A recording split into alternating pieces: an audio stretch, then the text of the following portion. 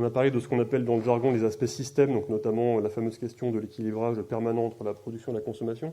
Maintenant, quand on parle du réseau, on s'intéresse à la question de l'acheminement, c'est-à-dire comment est-ce qu'on déplace finalement l'énergie électrique depuis les lieux où elle est produite jusqu'au lieu où elle est consommée. Alors, c'est un sujet qui est, je trouve, je ne vais pas dire qu'il est méconnu, mais on a quand même tendance à se focaliser beaucoup sur les questions de production, donc de moyens de production, et puis les questions d'équilibrage de production-consommation. Donc, je vous promets, je ne parlerai pas du tout de production-consommation.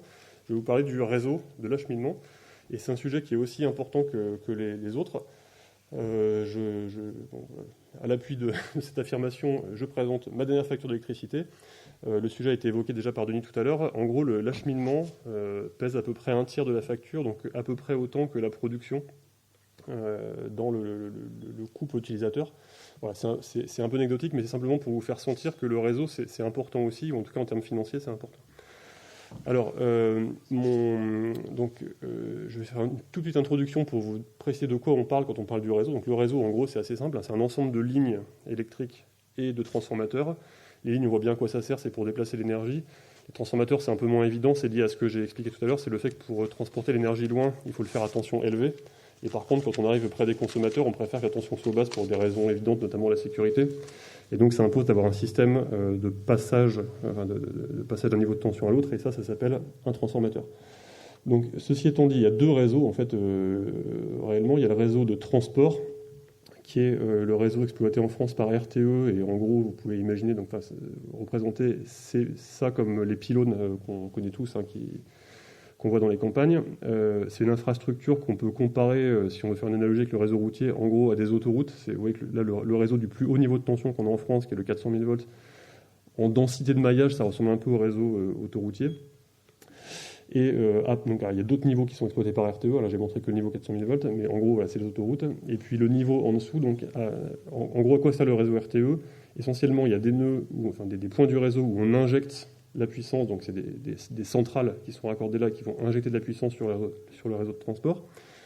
Il y a d'autres points qui sont des points de soutirage, c'est-à-dire que c'est à partir de ces points-là, qu'on appelle des postes sources, on a un réseau qui part en étoile, un réseau arborescent, qui va irriguer le territoire et alimenter les consommateurs. Donc on fait ça avec deux niveaux de tension. Il y a un premier niveau qui est le réseau moyenne tension, et puis donc on a... Alors attends, on n'en est pas encore là. Un deuxième niveau de tension, donc qui est le niveau basse tension. Donc on a un premier réseau étoilé qui part des postes sources RTE sur quelques dizaines de kilomètres, on va dire en ordre de grandeur, en 20 000 volts, moyenne tension. Et le long de ce réseau moyenne tension, on a de nouveau des transformateurs moyenne tension, basse tension qui partent en étoile, avec un réseau basse tension qui part en étoile sur, disons, 1 kilomètre au maximum. Enfin bon, ça peut être un peu plus. Pour alimenter les consommateurs, donc sous la tension à laquelle on est tous habitués, qui est de 230 volts en monophasé.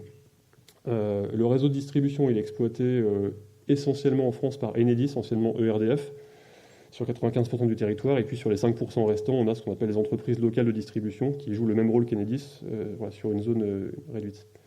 Donc voilà, pour simplement préciser de quoi on parle quand on parle du réseau. Je continue maintenant. Donc la première chose que je voudrais faire, c'est vous donner une idée finalement de l'ampleur du réseau électrique, son poids, son importance. Le premier indicateur qu'on peut regarder, c'est sa longueur.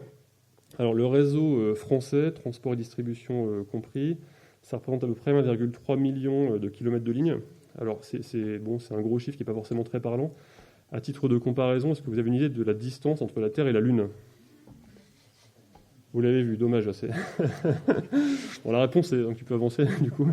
La réponse est 400 000 km. Donc le réseau français représente à peu près 3 fois la distance Terre-Lune. Donc c'est une première notion importante, c'est que c'est une infrastructure qui est extrêmement étendue, extrêmement ramifiée. Donc forcément, on sent que quand on veut la faire évoluer, c'est un peu compliqué. Le deuxième aspect, c'est l'aspect économique. Donc c'est la diapo d'après. En gros, donc j'ai mis des chiffres très simples, hein, parce que pour retenir des ordres de grandeur. Alors, c'est pas facile de donner une valeur économique au réseau. Enfin, disons qu'il y a plusieurs notions comptables. Voilà. J'en ai pris une qui est simple et qui a le mérite d'être publique surtout. C'est ce qu'on appelle la valeur comptable de ce qu'on appelle la base d'actifs régulés, c'est-à-dire l'ensemble du matériel, donc lignes transformateurs, qui sont gérés par les deux gestionnaires de réseau principaux.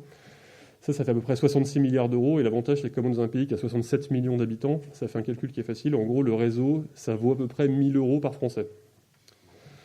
Et pour maintenir cette infrastructure en fonctionnement, on réinvestit chaque année à peu près 6 milliards d'euros. soit à peu près un peu moins de 100 € par habitant. Donc voilà, c'est des chiffres qui sont assez faciles à retenir. C'est pas gigantesque au regard du service qui est rendu par le réseau. Je pense que personne ici ne ferait le calcul de se priver de l'électricité pour gagner 100 € par an. Néanmoins, c'est quand même des sommes qui ne sont pas négligeables. Et puis, il y a un dernier point sur lequel je voudrais donner, c'est une idée de la durée de vie de cette infrastructure. Quand on pose un élément sur le réseau, un transformateur, une ligne, on espère que cet équipement va durer au moins 40 ans, et généralement, on le pousse jusqu'à 50 ou 60 quand c'est pas 80. Donc, c'est une infrastructure qui vit très longtemps. L'âge moyen, alors là, j'ai pris le réseau de distribution, qui est ce que moi je connais. En gros, sur les réseaux, voilà, un réseau de distribution classique, l'âge moyen des lignes, c'est à peu près 30 ans. Et ça, évidemment, c'est la moyenne entre les ouvrages qu'on vient de poser et ceux qui ont 60 ou 70 ans. Donc c'est une infrastructure qui se renouvelle à ce rythme-là de plusieurs décennies, on va dire à l'ordre de grandeur du demi-siècle. Alors pourquoi je vous raconte tout ça dans une conférence qui est consacrée aux énergies renouvelables ? C'est parce que le point important que je veux faire passer, c'est que c'est une infrastructure qui est lourde, à tout point de vue. On a vu, c'est étendu, ça coûte cher et ça vit longtemps. Et ce qui est frappant quand on s'intéresse aux questions de réseau en ce moment, c'est que la vitesse à laquelle les usages du réseau se développent, les usages auxquels le réseau doit répondre, ces usages-là se développent beaucoup plus vite que la vitesse à laquelle le réseau, lui, se renouvelle naturellement. Le réseau, ça se renouvelle, vous l'avez vu, en gros, un demi-siècle. Et si on avance d'une diapo, voilà, on va voir, c'est une citation qui date de la semaine dernière. Donc c'est un de nos clients qui m'a dit, voilà, donc c'est un chef de service dans une collectivité qui s'appelle un syndicat d'énergie. C'est des collectivités qui sont assez peu connues et qui pourtant jouent un rôle très important dans la gestion du service public de la distribution d'électricité. Donc ce chef de service me dit, voilà, sur mon territoire, on a été plutôt bon en fait jusqu'à présent, puisque depuis le début en gros de l'ère du renouvelable, donc depuis le début des années 2000, on a fait plutôt mieux que la moyenne en matière de développement des ENR. Et sur mon territoire, l'objectif politique, c'est de faire 7 fois plus en 10 ans, entre 2020 et 2030, que ce qu'on a fait en 15 ans, depuis en gros 2005. Bon, on va y arriver. Hein. Simplement, il faut prendre conscience du fait qu'on est en train de changer de braquet. En tout cas, si on respecte les objectifs qui sont là, on change de braquet en termes de puissance. Et ça veut dire qu'on demande au réseau de s'adapter sur une échelle de temps qui n'est pas du tout celle à laquelle le réseau s'adapte normalement. C'est pas impossible à faire. Simplement, on est en train de brusquer la vitesse naturelle du renouvellement du réseau. Pour illustrer ça, donc de manière un peu plus concrète que par une citation, voilà, pas obligé de me croire. Voilà un exemple réel. Donc c'est un territoire qui n'est pas très loin d'ici, voilà, qu'on a traité aussi dans ma société. Donc l'exercice est le suivant. Sur ce territoire-là, il y a un schéma directeur énergie qui a été réalisé. Donc un schéma directeur énergie, c'est quoi ? C'est une vision prospective dans laquelle on se dit, voilà, en 2030, 2040, 2050 en l'occurrence, voilà sur mon territoire ce que je vois comme puissance produite par filière, donc par type d'énergie. Il y a aussi des choses sur la consommation, donc à la fois des réductions de consommation, mais qui sont souvent plus que compensés par des transferts d'usage vers l'électricité. Donc typiquement, on va rajouter des véhicules électriques. Donc bref, on fait tous ces calculs-là, et on a une vision énergétique sur le territoire de ce qu'on aimerait faire dans 10 ans, 20 ans, 30 ans.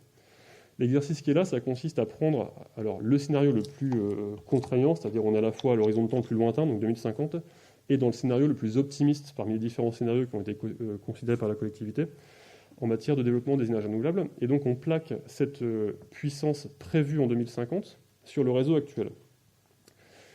Et, je fais simple, partout où il y a du rouge, c'est qu'il y a des problèmes. Donc les points d'exclamation dans les triangles, c'est des problèmes de surtension, donc c'est un type de congestion qui se produit quand la tension est trop haute. Et puis partout les lignes sont surlignées en rouge, on a des surintensités, des surcharges de lignes. Donc quand on voit ça, à première vue, c'est un peu décourageant. C'est-à-dire qu'on se dit, en fait, il y a des problèmes partout. Et là, c'est un zoom sur une partie du territoire, mais c'est pareil à toutes les échelles. Hein. À première vue, c'est décourageant. On se dit qu'on ne va jamais y arriver parce qu'en gros, s'il y a des problèmes partout, ça veut dire qu'il faut refaire le réseau à neuf pour faire disparaître les problèmes et ça va coûter horriblement cher, même sur 30 ans. Alors, je ne voudrais pas que vous repartiez avec ce résultat pessimiste. En fait, ce n'est pas en ça qu'il faut retenir. Ce qu'il faut se dire, c'est si on fait comme on a fait jusqu'à présent, c'est-à-dire qu'on résout tous les problèmes du réseau par le renforcement, on met des tuyaux plus gros, effectivement, on est face à des renforcements de réseau qui sont extrêmement importants. Si on met en œuvre, encore une fois, il y a quand même une grosse incertitude là-dessus, hein, c'est si on met en œuvre les projections qui sont dans ce schéma directeur énergie et en fait dans la plupart des schémas directeurs énergie. Le si est important parce que en fait, l'idée, c'est pas qu'on va devoir. Ce que je veux vous faire retenir, en fait, c'est qu'il y a quand même des solutions alternatives. On n'est pas obligé de tout résoudre par le renforcement. C'est une solution qui a plein de mérites, qui est une solution qui est parfaitement maîtrisée, qu'on fait depuis des décennies, etc. Cela dit, il y en a d'autres. Donc, la dernière partie de la présentation, c'est de vous faire sentir l'une des solutions. Il y a plein de solutions, en fait. Il y a le domaine de recherche qui s'appelle les réseaux électriques intelligents ou les smart grids. C'est un mot-clé à la mode depuis une quinzaine d'années dans laquelle il y a des tas d'idées qui ont été proposées. Je ne vais pas toutes les passer en revue, je vais en présenter une, qui est à mon avis, disons, quand même assez une bonne illustration. C'est l'idée de la flexibilité, mais la flexibilité cette fois au sens des réseaux. On n'est plus tout dans l'idée de la flexibilité. Je vais déplacer ma consommation au moment où les moyens de production renouvelables sont en marche. C'est pas ça. Là, c'est la flexibilité pour économiser des renforcements de réseau. Donc cette idée-là, c'est une idée emblématique des smart grids, et c'est là que j'essaie de vous expliquer pour vous faire sentir comment est-ce qu'on peut éviter de renforcer partout en jouant sur la flexibilité des moyens de production ou éventuellement des moyens de consommation type véhicule électrique. Pour vous expliquer ça, il faut que je fasse un petit détour pour vous expliquer en quoi consiste une congestion sur un réseau électrique. Donc j'ai un petit peu évoqué là, on a parlé de surtension, de surintensité. Je vais rentrer un peu dans les détails pour bien faire comprendre en quoi consiste ce type de congestion. Et en fait, pour faire ça, je pense que le plus simple, le mieux, c'est de commencer par une analogie avec d'autres types d'infrastructures, d'autres types de réseaux. Est-ce que vous avez une idée de ce à quoi ressemble une congestion sur un réseau autoroutier? J'imagine que oui. Voilà, ça ressemble à ça. Donc, c'est quelque chose de désagréable, mais qu'on supporte. On tolère la congestion sur un réseau autoroutier. Voilà, c'est désagréable, mais c'est comme ça. Alors, hop, reviens en arrière, s'il te plaît. Alors, tu fais exprès de me casser, mais... donc, sur un réseau de télécom, c'est un peu la même chose. Un réseau de télécom, si vous voulez appeler vos amis le 31 décembre à minuit pour leur souhaiter la bonne année, probablement que ça ne marchera pas, parce que tous les Français ont la même idée, et donc le réseau télécom n'est pas dimensionné pour acheminer autant d'appels, et donc vous essayez d'appeler, ça ne fonctionne pas. Donc ce que je suis en train de dire, c'est que sur les réseaux routiers ou les réseaux télécoms, en fait, on ne dimensionne pas les réseaux pour qu'ils puissent fonctionner, je dirais, normalement, même pendant les chassés-croisés du mois d'août pour ce qui est du réseau autoroutier, ou même le 31 décembre à minuit pour ce qui est du réseau télécom. Alors le drame des réseaux électriques, c'est qu'une congestion sur un réseau électrique, et là effectivement j'ai pris une image qui est un peu provocante, j'exagère un petit peu mais c'est pour marquer les esprits, une congestion sur un réseau électrique ça peut ressembler à ça. Donc évidemment en pratique, normalement les ouvrages sont protégés, donc il y a des disjoncteurs et des fusibles comme dans votre installation domestique, et si on surcharge le réseau normalement on se contente de faire déclencher une protection et donc de créer une coupure, donc ça ne va pas jusqu'à l'incendie. Mais disons, voilà, ce qu'il faut dire, c'est qu'une congestion sur un réseau électrique, c'est soit un ouvrage qui est surchargé, donc il y a trop de courant qui passe dedans, donc l'échauffement par effet Joule devient excessif et ça menace de détruire l'ouvrage, donc ça le détruit s'il n'est pas protégé, ou sinon on ouvre un disjoncteur et ça coupe l'alimentation chez les clients. Donc en gros, dans tous les cas, les clients sont coupés et au pire, vous avez un incendie en plus. Et une surtension, c'est un phénomène dans lequel donc, la tension est trop élevée chez les clients. Et là, cette fois, ce n'est pas les équipements du réseau qui sont en danger, c'est vos équipements à vous, parce que les équipements que vous avez achetés auprès des fabricants sont prévus pour fonctionner dans une plage de tension qui est de plus ou moins 10% autour des 230 volts qu'on appelle la tension nominale. Et si on les alimente sous une tension supérieure, vous allez détruire vos équipements, type les ampoules qui grillent, en gros.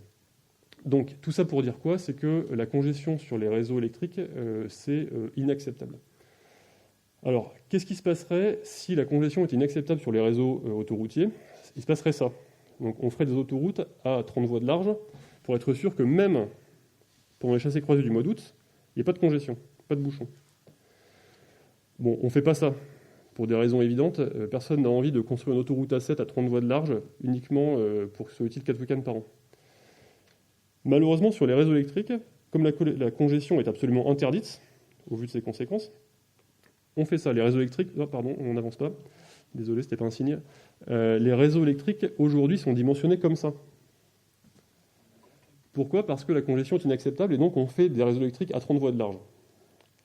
L'idée de la flexibilité, c'est de dire, bon, on va faire des réseaux électriques de dimensionnement moindre qu'aujourd'hui, ou pour dire autrement, on va garder les réseaux d'aujourd'hui et on va rajouter des usages, donc plus de production typiquement décentralisée, sans augmenter la taille des réseaux.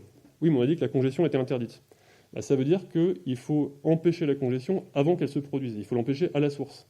Ça veut dire quoi? Ça veut dire que les gens qui sont sur l'autoroute, là, il faut les appeler pour qu'ils restent chez eux et qu'ils ne prennent pas la voiture.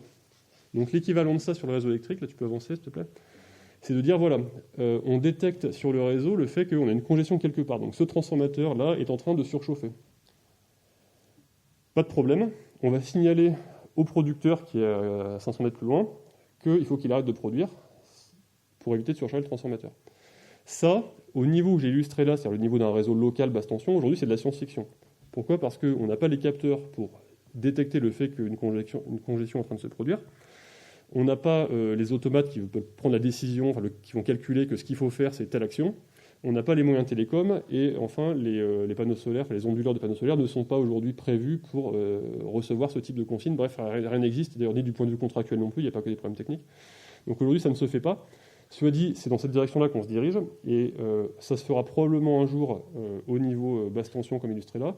Ça se fait déjà, même si c'est très rare, au niveau moyenne tension. Donc je vais finir avec ça. C'est une illustration pour vous montrer que cette histoire de flexibilité pour le réseau, c'est déjà quelque chose qui existe à petite dose aujourd'hui pour les gros producteurs. Donc ça, c'est l'exemple d'une centrale photovoltaïque qui est en Vendée, qui a une puissance crête de 5 MW et dont le coût d'installation était d'à peu près 5 millions d'euros. Et quand on a cherché la raccord de réseau, deux solutions ont été considérées. Donc celle qui est dans la colonne de gauche, ce qu'on appelle le raccordement ferme, c'est le classique. Vous augmentez la section du réseau, vous construisez du réseau pour que la centrale puisse injecter à toute heure du jour et de la nuit, si j'ose dire, pour du photovoltaïque, puisse injecter à tout instant ces 5 MW.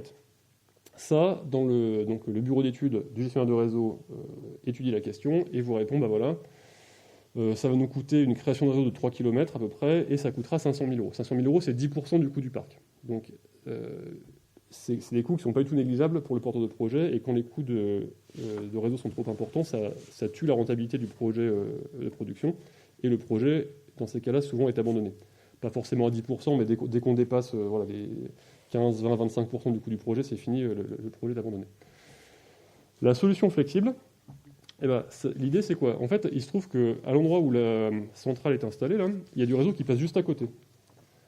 Donc on a 40 mètres à tirer. Alors évidemment, s'il y avait juste 40 mètres à tirer, on y aurait pensé tout de suite. Le problème, c'est que le réseau existant, il est trop faible. Donc il faut tirer les 40 mètres de réseau, plus renforcer l'existant. Et même une fois qu'on a fait ça, ça ne suffit encore pas. Donc il faut demander au producteur, quelques heures dans l'année, de s'effacer. Vous ne produirez pas pendant ces heures-là, et on ne sait pas à l'avance quand ce sera, donc il faut détecter le fait qu'il y a une contrainte, et quand ça se produit, on communique et on envoie au producteur une consigne pour qu'il ne produise pas. Si on fait ça, le coût pour le producteur, c'est à peu près 20 000 euros par an au maximum dans ce cas d'étude. Et donc, ce que fait le producteur, c'est qu'il compare les deux. Il dit, j'ai le choix entre 500 000 euros de coût de raccordement, et je peux injecter 5 MW tout le temps, ou alors 180 000 euros de coût de raccordement, et par contre, je cours un risque d'effacement de maximum 20 000 euros par an. 20 000 euros, c'est le manque à gagner, en fait, c'est l'énergie qu'il ne pourra pas vendre. Il va devoir la jeter à la poubelle, si j'ose dire, pour éviter de surcharger le réseau. Et donc, le producteur, dans ce cas-là, fait son calcul et choisit l'option la moins coûteuse. Ça, c'est typiquement une illustration des phénomènes de flexibilité pour les besoins du réseau, qui, comme je disais, n'existent aujourd'hui que de manière très ponctuelle, mais qui sont appelés à se développer dans le futur, et notamment au niveau de tension inférieure, notamment au niveau basse tension, et y compris pour les moyens de consommation, type les véhicules électriques. Voilà, j'en ai fini, et je vous remercie. Alors oui, effectivement, on est parti du national, voire même de l'européen. On est venu maintenant au niveau du réseau de distribution. Et moi, je veux intervenir auprès des acteurs du territoire. Alors, pour ne rien vous cacher, il n'était pas tout à fait prévu que ce soit moi qui intervienne initialement quand on a conçu la conférence. Pour préparer ça, on a eu des échanges avec les communautés de communes pour essayer de voir avec eux comment on a essayé de les faire travailler un peu ensemble, mais on est tombé à un moment donné où il y avait d'une certaine manière aussi des élections, donc des communautés de communes qui se remettaient en place. Donc il y a eu une certaine difficulté à faire en sorte d'être en mesure de les faire parler en 10 ou 15 minutes, parce que voilà, ça aurait pu durer longtemps. Donc du coup, j'ai dû me substituer à les interventions qui étaient prévues. Donc moi, ce que je veux illustrer avec vous, c'est d'abord tout le travail très important qui a été mené par les collectivités, les 3 communautés de communes sur le territoire, qui est le territoire de Savonova, qui est un travail qui a été mené, à la suite, de la loi de transition énergétique pour une croissance verte. On oublie souvent, mais c'est aussi dans le titre, donc de 2015. Et donc c'est une volonté, une prise en main par effectivement les communautés de communes de l'enjeu de cette loi de transition énergétique. Donc c'est un travail très conséquent qui a été mené donc de 2016 à 2020, puisque au travers des plans climat, air, énergie, territoire, je suppose que vous aviez tous la bonne réponse au quiz, mais donc, voilà.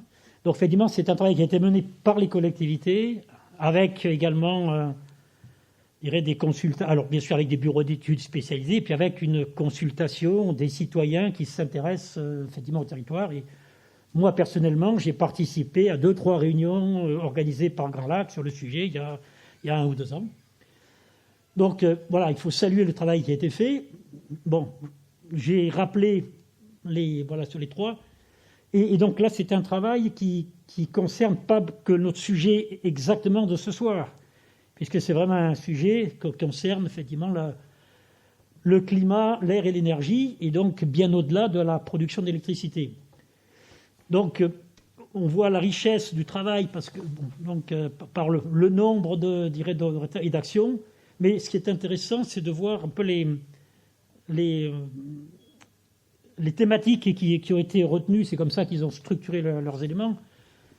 On voit effectivement d'abord, Grand Lac montrer l'exemple, ou pour une collectivité exemplaire, c'est effectivement des actions qui montrent comment la collectivité veut impulser déjà dans ce qui lui appartient, mais également impulser aussi une démarche, une dynamique auprès des autres acteurs, des autres communes et éventuellement des citoyens. Et puis après, sinon, il y a beaucoup de choses qui concernent effectivement ce qu'on a abordé tout à l'heure, qui s'appelle globalement la sobriété ou l'efficacité, mais surtout la sobriété, parce que c'est bien effectivement l'objectif principal que l'on doit avoir, c'est-à-dire éviter de consommer lorsqu'on n'en a pas forcément besoin, et surtout éviter de consommer quelque chose qui produit du CO2. Et donc il y a bien sûr des actions très fortes comme je l'ai évoqué tout à l'heure d'ailleurs, sur les bâtiments, vers des bâtiments économes. On voit à Grand Lac, on voit aussi à Grand Chambéry, bâti performant sain et agréable. Et puis on retrouve aussi des éléments du même type dans le. Donc il y a des actions, des ambitions fortes sur effectivement ce qu'on peut faire en matière. Les bâtiments, c'est beaucoup le chauffage. Et donc avec des objectifs qui sont globalement ceux qui sont déclinés des orientations, et donc qui rejoignent un peu les besoins de réduction de consommation, de réduction de CO2 ou d'augmentation de production d'énergie renouvelable. Donc avec des baisses qui sont ambitieuses. Donc on peut prendre... Cœur de Savoie est un peu particulier parce qu'ils ont une production d'énergie très importante par le projet Cascade. Mais si on regarde les autres, ce sont des objectifs pour les bâtiments, objectifs de réduire la consommation d'environ 2,4 à 2,5% par an. Bon, pour Grand Chambéry, c'est pareil parce que c'est sur 6 ans en fait. Donc voilà, donc l'objectif est le même, avec une ambition de réduire les gaz à effet de serre aussi de cette même quantité. Voilà, donc ça, ce sont des actions qui ont été convenues, qui sont identifiées avec des actions, qui sont identifiées.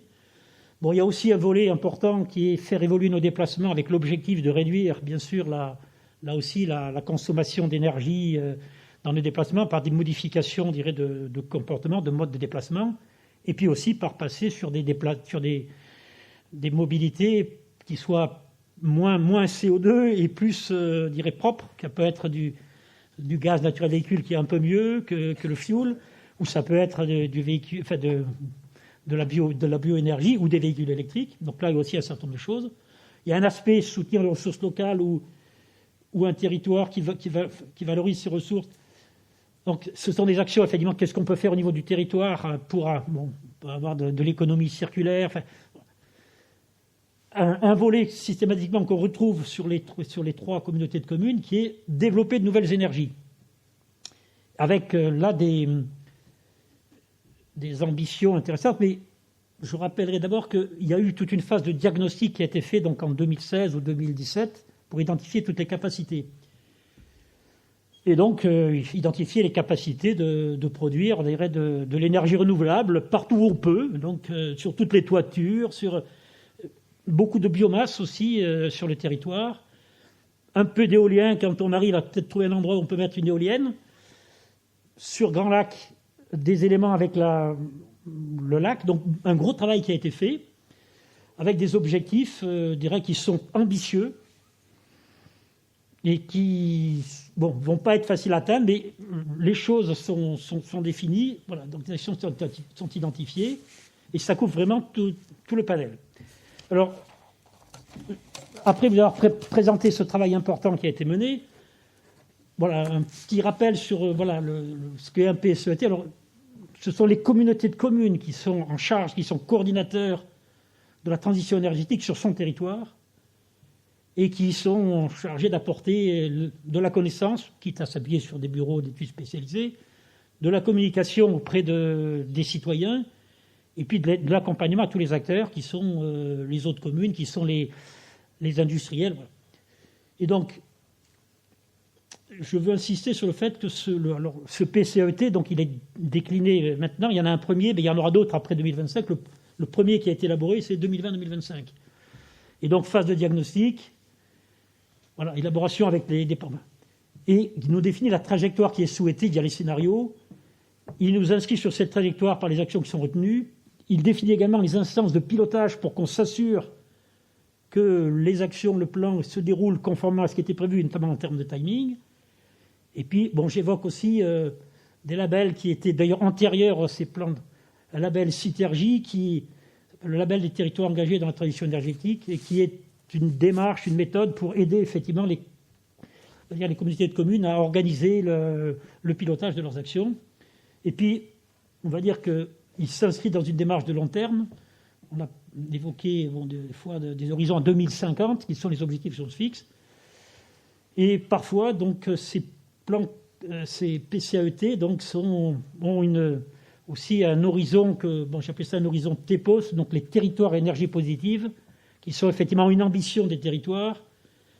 Pour atteindre à l'horizon 2050 l'équilibre à l'échelle du territoire entre la consommation d'énergie et la production d'énergie.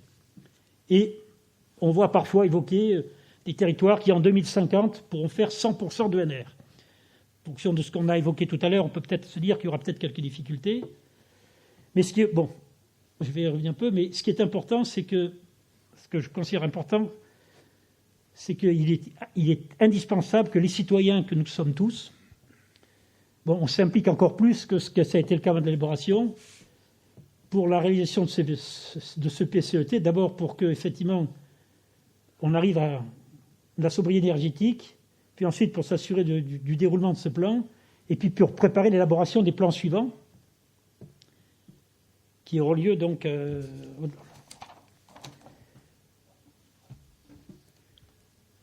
Donc, rappel des objectifs nationaux donc, qui guident un peu ces PCET, qui se déclinent effectivement aussi des objectifs déclinés au niveau des régions. Voilà. Avec les objectifs principaux, une réduction, donc à l'horizon 2030, une réduction de 20% de la consommation énergétique, c'est la sobriété dont j'ai parlé, réduction de 40% des émissions de gaz à effet de serre, et puis un objectif de part des énergies renouvelables qui, à mon sens, n'est pas vraiment du même ordre, puisque c'est un moyen. Donc on s'est fixé des valeurs en fonction, on dirait, des orientations que j'ai définies. Et ce qu'on peut dire aujourd'hui, c'est que ce PCAET, donc ce plan climat et énergie territorial, bien que très clairement ambitieux, quand on regarde les actions, les objectifs, il est ambitieux, mais il est constaté qu'il ne permet pas d'atteindre les deux objectifs primordiaux, à mon sens, que sont la réduction de la consommation d'énergie et la réduction des émissions de gaz à effet de serre. Le troisième, je ne l'évoque pas parce que souvent on a l'impression qu'on va atteindre l'objectif. Donc c'est-à-dire qu'on atteint l'objectif de production des énergies renouvelables, mais on n'atteint pas forcément les objectifs qui pour moi sont essentiels, qui sont réduction de la consommation d'énergie et réduction des émissions de gaz à effet de serre. Je reviens à mon introduction. Si on est là, c'est pour ça, c'est pour lutter notamment contre le réchauffement climatique et les gaz à effet de serre. Et pour l'horizon 2050, puisque c'est ça la perspective, je dirais là le challenge est encore plus important. Donc il faut réussir à diviser par deux la consommation d'énergie finale. Donc il y a un énorme effort à faire sur la sobriété et l'efficacité énergétique. Et puis l'objectif TEPOS, qui est on va dire un objectif qui peut paraître intéressant pour dynamiser les gens. Bon, avec un objectif, trouver les leviers pour devenir un territoire énergétiquement autonome. On peut se poser quelques questions. Est-il vraiment pertinent de rechercher cela à une échelle locale et même régionale? On a vu tout à l'heure que Rhône-Alpes produisait beaucoup, mais la Savoie beaucoup moins. Donc on pourrait dire on se passe de ce qui est fait au niveau de Rhône-Alpes, donc de bénéficier de ce qu'il y a avec ou l'hydraulique dans les autres coins de Savoie ou l'énergie du Rhône, et puis se débrouiller au niveau des territoires qui sont localisés pour réussir à produire notre énergie. Je pense que ce n'est pas la bonne chose et qu'il faut certainement investir en matière de production d'énergie là où c'est le plus efficace et le plus rentable pour la collectivité. Alors, les messages que je voudrais que vous reteniez, c'est que dans toutes nos actions, ça doit être un peu notre leitmotiv, c'est qu'il faut penser global, donc l'objectif global, et agir localement. Effectivement, c'est bien au niveau local, on peut agir, on doit agir, mais en ayant bien à l'esprit la vision globale, le pensée global. Où je renverserai un peu les choses en disant plutôt que lorsqu'on mène des actions locales, au niveau local, il faut bien qu'on s'assure que nos actions soient cohérentes avec l'objectif global, avec l'intérêt général de la collectivité, et en tenant compte, bien sûr, des spécificités, des atouts, des handicaps que l'on peut rencontrer localement ou individuellement. C'est comme ça qu'on est efficace. Et à titre d'exemple, mais pour vous chatouiller un petit peu, voilà, on peut parler effectivement du développement des panneaux photovoltaïques et des éoliennes, qui est finalement assez facile. On regarde toutes les toitures disponibles, on dit voilà, assez facile à concevoir et à réaliser. C'est visible, donc ça permet de dire on a fait quelque chose. Est-ce que vraiment ça répond au besoin global qui, pour moi, est la lutte contre le réchauffement climatique ou contre le changement climatique, qui est le développement durable et qui est la qualité du service rendu? Là, je reviens sur notre conférence, c'est l'électricité. Est-ce que le développement des panneaux voltaïques à un niveau conséquent, est-ce que vraiment ça répond à notre besoin? Il me semble qu'on a vu que ça posait quand même quelques difficultés. Et dans le même ordre d'esprit, là je pose une question moi-même avant que vous la posiez, comme ça moi je suis sûr qu'elle sera abordée. Dans ce même esprit, on peut aussi méditer sur la question de l'autoproduction, autoconsommation, qui paraît très séduisant, mais il faut bien qu'on regarde, est-ce que ceci ne va-t-il pas se faire au détriment de la collectivité? C'est-à-dire, il faut bien veiller à ce que, en faisant ça, on va dire globalement, le coût du réseau, qui malheureusement reste exigé ou est nécessaire pour les gens qui autoconsomment, parce que c'est pour eux une assurance. Est-ce que le coût du réseau, qui est conséquent, comme on l'a vu avec Florent, est-ce qu'il est bien pris en charge par les autoproducteurs, autoconsommateurs? Si ce n'est pas le cas, ils le font payer ils font payer leur assurance d'être quand même alimentés par la collectivité. Ça ne me paraît pas raisonnable. Autant c'est tout à fait compréhensible sur un lieu isolé, parce que là, il n'y a pas vraiment de solution assez efficace. Autant dans des territoires où on a des réseaux, se dire on va autoproduire, autoconsommer, pourquoi pas? On a vu les conséquences que ça peut poser sur éventuellement la dimension du réseau, mais surtout, est-ce qu'on rémunère bien globalement le réseau? Dernier aspect, pour terminer un peu la perspective générale, c'est que aujourd'hui, on a eu le Covid, on a toujours le Covid, bien sûr, qui a eu des impacts très importants sur effectivement l'économie. Il y a des actions qui sont engagées pour essayer de relancer l'économie. Il y a un plan de relance avec des milliards d'euros qui sont non pas mis à disposition, mais on nous demande de définir des projets qui effectivement seraient éligibles pour essayer de relancer l'économie. Et il me semble que pour moi, il y a là une opportunité pour les territoires, puisqu'il y a un peu des appels à projets, une opportunité pour les territoires, à accélérer des projets qui sont verts et qui sont des projets, je l'avais un peu dit tout à l'heure, des discussions, notamment sur l'isolation et sur le chauffage des bâtiments anciens. Là, il y a vraiment un gisement énorme d'économie d'énergie, de sobriété, qui rapporte immédiatement. ou de développement, je dirais, dans le domaine des transports, du développement ferroviaire pour permettre le basculement du fret routier vers le fret ferroviaire. Et on a, au niveau de notre territoire, un projet important qui est le Lyon-Turin, et donc travailler sur réaliser les accès au tunnel de base qui permettraient réellement de réussir ce transfert. Donc ce sont des opportunités qui me paraissent, me semble-t-il, plus intéressantes que d'installer, on va dire un peu à outrance, ou de manière non raisonnée, des panneaux photovoltaïques sur toutes les toitures, vu les conséquences que l'on a vues tout à l'heure, et l'impact, on va dire nul, on voit en France, sur les gaz à effet de serre. Voilà, donc c'est investir maintenant pour améliorer notre lendemain, dans la réduction de nos consommations, dans la formation et information des citoyens et des décideurs économiques et politiques, et investir dans l'efficacité énergétique globale pour une réelle diminution de notre impact sur la planète. Voilà, donc ne nous trompons pas de cible, investissons où il faut. Voilà le message que je voulais vous passer. Donc les PCET vont continuer, donc soyons vigilants, impliquons-nous et contribuons au niveau du territoire en ne se trompant pas de cible. Merci. Comme je ne suis pas du tout un spécialiste de la question, on m'a demandé de tenter en tant que candide de faire une conclusion exprimant mon ressenti de cette conférence. Bon, ce que j'en retire, c'est que, en particulier en constatant les débats, on est bien sur des sujets à la fois lourds et susceptibles de controverses assez soutenues. Moi, je suis frappé, mon premier constat, c'est que je suis frappé par la complexité de la mise en œuvre de ce qu'on appelait le mix énergétique. Je suis comme tous les consommateurs, l'électricité, pour moi, c'est un bouton, j'appuie dessus, ça marche. Et je croyais naïvement qu'il suffisait de produire plus d'énergie décarbonée par les éoliennes, les panneaux solaires, pour que tout aille mieux. Et en pensant en plus qu'on allait diminuer de manière importante les émissions de gaz à effet de serre. Bon, manifestement, je me trompais.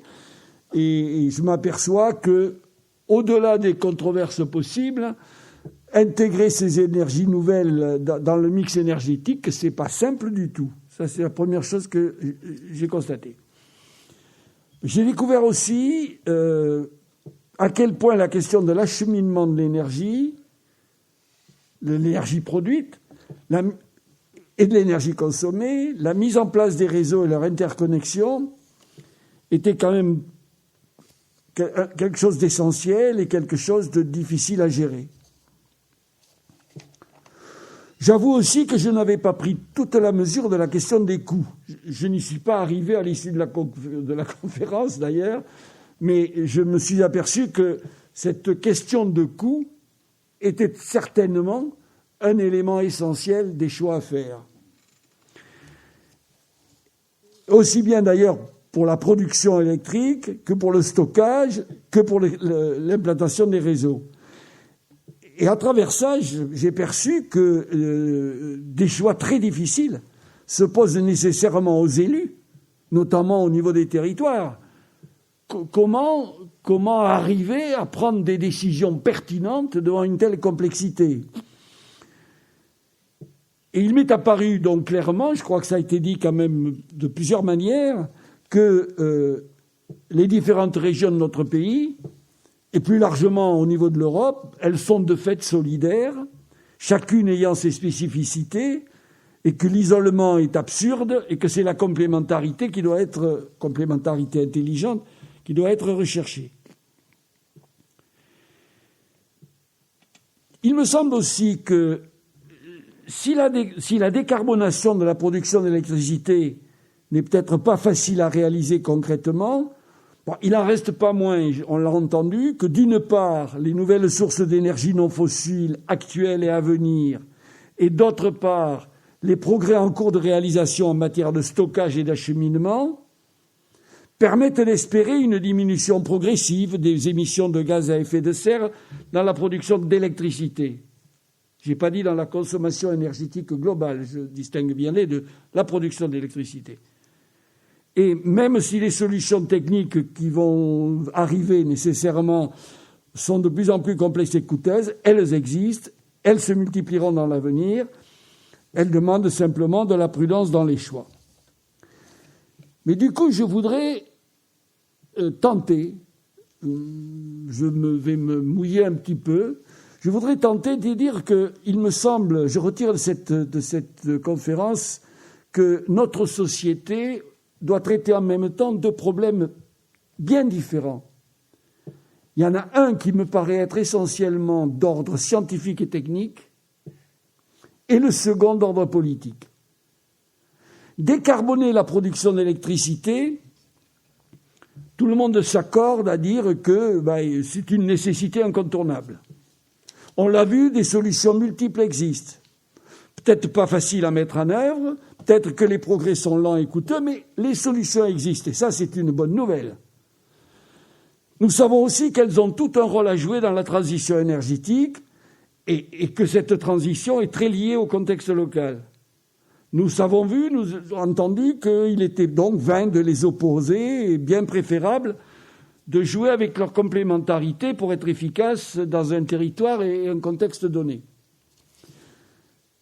Nous savons que la recherche est intense, que les progrès sont constants et que demain, d'ailleurs, une rupture technologique majeure peut se produire qui viendrait modifier tout ce qu'on a dit ce soir. Mais on le voit bien, là, à ce niveau-là, les choix, ils sont d'ordre technique. Et ils ne soulèvent pas de problème politique majeur. Je vais choquer peut-être, mais au fond, choisir de développer le nucléaire, on peut en discuter. Ça fait 20 ans en France qu'on en discute dans tous les sens. Ça soulève des débats, ça soulève des controverses, elles peuvent être virulentes. Mais ça ne bouscule pas l'ordre établi. Pas du tout. C'est bien un problème technique et scientifique. Les gens compétents n'ont qu'à se mettre d'accord. Mais en revanche, et on a juste, à mon sens, juste effleuré le sujet ce soir, on voit bien que le combat contre le réchauffement climatique et donc la limitation impérative des émissions de gaz à effet de serre ne peut pas se suffire d'un changement dans les processus de la production d'électricité. Il faut en même temps, il faut tout de suite, ça a été dit, s'attaquer à la consommation d'énergie. Il faut en venir à l'économiser, à diminuer son utilisation dans toutes nos activités. Il faut promouvoir ce qu'on appelle la sobriété énergétique. Que ce soit dans les processus industriels, dans l'isolation des bâtiments, dans les transports, dans les pratiques agricoles, c'est sans doute là qu'on peut fonder les plus grands espoirs. Cela nous concerne tous, mais alors là, évidemment, le sujet, là, il est politique. Il est politique parce que son traitement suppose de la part des dirigeants une vraie volonté pour prendre des décisions ô combien difficiles, et cela dépend, ça a été dit, de leur capacité à convaincre les citoyens de cette nécessité. Et là, je crois qu'il y a devant nous, une épreuve redoutable pour les années à venir. Le programme est donc vaste. Voilà, j'espère ne pas... J'ai pris des notes là toute la soirée, mais j'espère ne pas avoir trahi l'esprit et la teneur des exposés. Si ce n'est pas le cas, pardonnez-moi. Sachez en tout cas, et là vraiment je termine, que nous sommes à votre disposition à Savoie Nova pour vous apporter tout complément d'information sur le sujet évoqué ce soir, via des documents, des contributions des uns ou des autres, et par des articles, des réponses aux questions posées. Et cela en s'appuyant sur le réseau d'expertise. Vous en avez un petit morceau ici, il y en a sûrement ailleurs, et nous sommes prêts à collaborer avec eux. Nous utiliserons aussi le site de notre association, dont vous avez eu les coordonnées, savoienova.eu, pour diffuser des informations et tenter de donner un suivi à cette conférence. Pourquoi pas d'ailleurs imaginer l'organisation dans quelque temps d'une conférence aussi sur les enjeux de la sobriété énergétique. Pour terminer, je voudrais remercier nos conférenciers, tous engagés dans des activités prenantes et qui, franchement, je peux vous l'assurer, ont donné beaucoup de leur temps et ont déployé une belle énergie depuis plusieurs semaines pour parvenir à vous présenter de manière claire et accessible le panorama d'une situation à la fois difficile et essentielle par ses enjeux. Je n'oublie pas dans ces remerciements notre animateur à qui nous devons, ça c'est peut-être pas vu, mais je peux vous dire que nous lui devons beaucoup dans la mise en place et l'ordonnancement de cette soirée. Au nom de Savoie Nova, je tiens enfin à vous dire un grand merci à vous tous qui êtes venus, malgré le coronavirus qui nous guette, attention en sortant, et qui avez animé par vos questions ce débat et permis de lui donner un relief intéressant, me semble-t-il. Bonsoir et à bientôt.